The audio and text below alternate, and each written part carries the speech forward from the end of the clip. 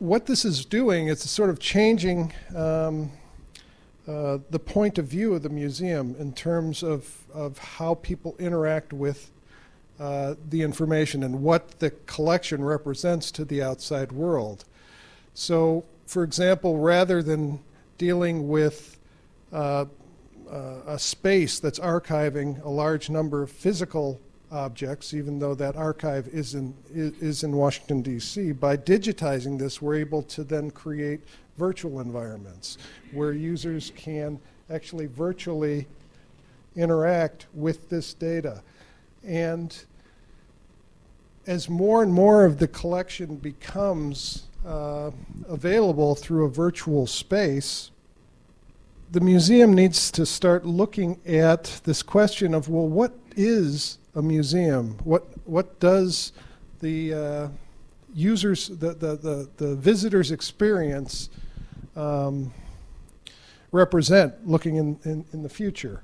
When we first started thinking about what this project could be, we listened to Mike very carefully and Adrian as well. And the conversation about transforming the experience of a user or the transformation of a space was very interesting to us.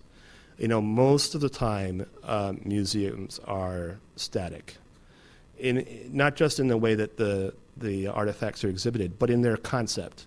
They tend to be vaults that you penetrate or walk into and then have an experience and then leave. We looked at the program when we started as a series of blocks. There are a great cross-section of information that we could utilize for lobbies. We'd like the lobby to be interactive. We'd like to harvest the energy of visitors who come in through the door by using pressure plates on the floor to generate power.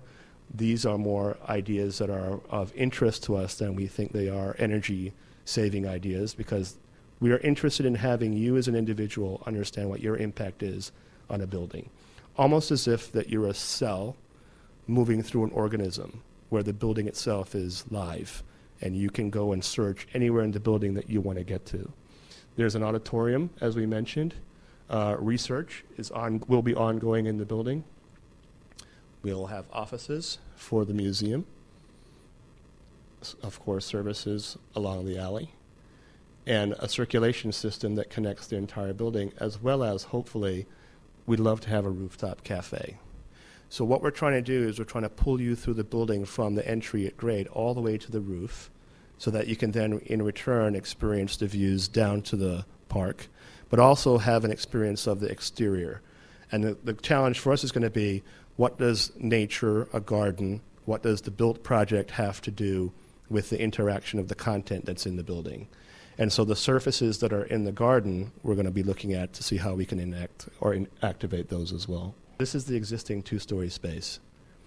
And so what we're looking at doing is saving it, but introducing skins that create seamless surfaces between walls, floors, and ceilings that can then be completely live. So imagine if you're in this space and the ceiling, the wall, and the floor that you're sitting on becomes interactive and live.